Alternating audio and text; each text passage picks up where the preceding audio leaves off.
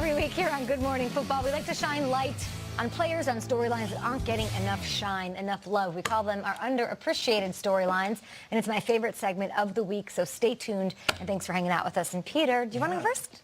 Okay, I love going first, and I love doing the underappreciated storylines because we bring things to light that maybe you don't know at home, but let's start with the Rams. Oh. They clinched their second straight division title on Sunday. It was cool for guys like Jared Goff and Todd Gurley and Aaron Donald.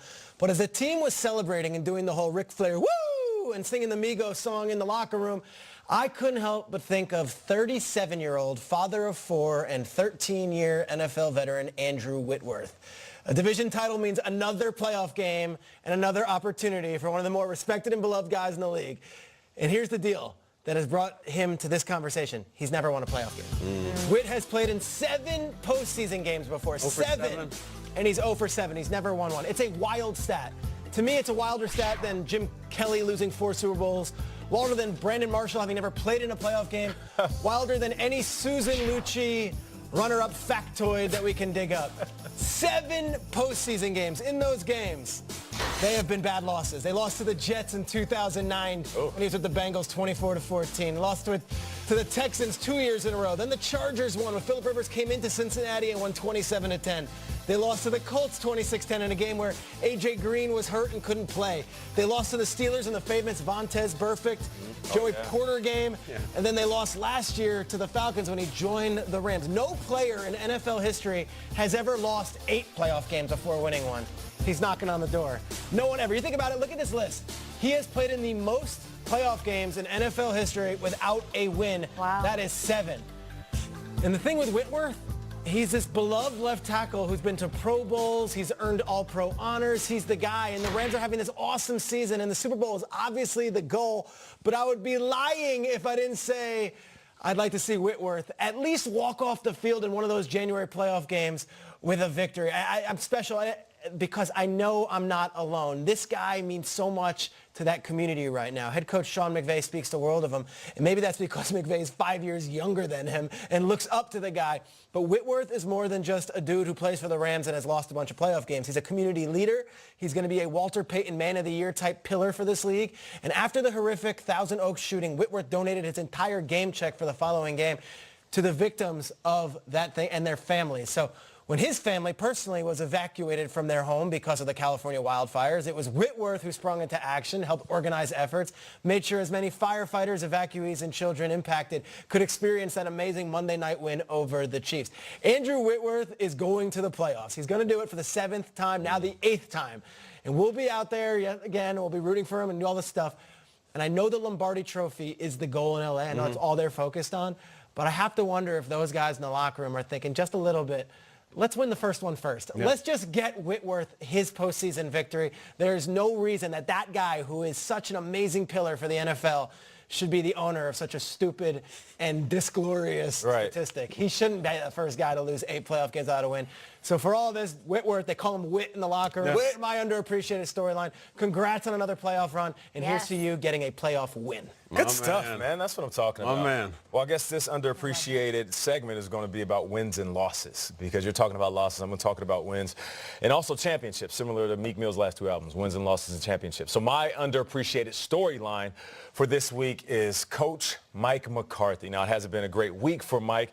He lost to the Cardinals on Sunday, then lost his job just hours later. Now, since McCarthy has joined the Packers in 2006, check this out. There's been 104 different head coaches on the sidelines in the NFL. So what I'm going to do is I'm going to tell you about Coach McCarthy and what he brought to the Green Bay Packers during his time there. Now, let's take this back to 2006. He immediately had to deal with the drama of Brett Favre. If you guys remember that, the legend of Brett Favre. Is he retiring? Is he staying? Is he playing? Well, Brett Favre, he decides to stay 2007, and he has one of the best years of his career. They're 13-3, but they lose an NFC Championship game. Now let's fast forward. After him helping mold Aaron Rodgers as his quarterback, who was there during the Brett Favre drama, in 2010, Mike McCarthy brings the championship trophy, the Lombardi, back to Green Bay. But Mike McCarthy's career, it isn't just about championships and Super Bowl runs. He also got the best out of his players. Let's go through this list real quick. Charles Woodson, Defensive Player of the Year in 2009. Who's on the sidelines? Head coach Mike McCarthy. Aaron Rodgers, Super Bowl MVP, 2 regular season MVPs, who was on the sideline. Head coach Mike McCarthy. He also helped mold young stars, the rise of superstars like Clay Matthews and Jordy Nelson and Devontae Adams, who we praise all the time. Guess who was on the sideline for those guys? Coach Mike McCarthy. I like to say this all the time. For every great football player, there's a great head coach sitting on the sideline. So for all those teams that are probably going to be looking for a head coach this next season, you should sing a song like Mike. If I could play for Mike, because he's going to bring a certain element of pride, of integrity, and possibly a championship. Mike McCarthy, I see you. I played against you a ton, and you whooped up on my teams a ton. So getting fired after a game, after what you brought to Green Bay, I didn't like it. So I want to show you some love, and you are my underappreciated storyline. Yeah, it's amazing you brought up those other names. I'm kind of in the same boat here. Such a dignified, refined career and a Super Bowl champion, and all those stories afterwards. Aaron Rodgers and Mike McCarthy, like, it almost is a disservice to the fact that you're right. Clay Matthews has played for no other coach in his career. Yeah. Jordy Nelson had all the... Right. Yeah. It became this thing about Aaron Rodgers and his personality. Like, it really did take away from the amazing career this man had. Nate, thank you for bringing it up, because I think a lot of people are overlooking the resume and what he's done for that franchise, and they're pointing to Aaron Rodgers' personality and his clash with him, which is such a disservice to McCarthy and his legacy there. And this is Green Bay. It's not necessarily a market that a lot of players want to go to. It's not first on the list of saying, you know, I want to go to Green Bay, Wisconsin, where it's cold, and I want to go play for them. A lot of guys want to go to the big city, get the big checks, big endorsement deals, and these are household names. Of course, their talent is something we're going to praise all the time, but there's always a head coach on the sideline that pushes these guys to go past who they are, become an exaggerated version of themselves. And it's not just Aaron Rodgers. It's the host of guys that we love watching play right now. And head coach McCarthy was one of those guys that pushed him. Where's his head coach going?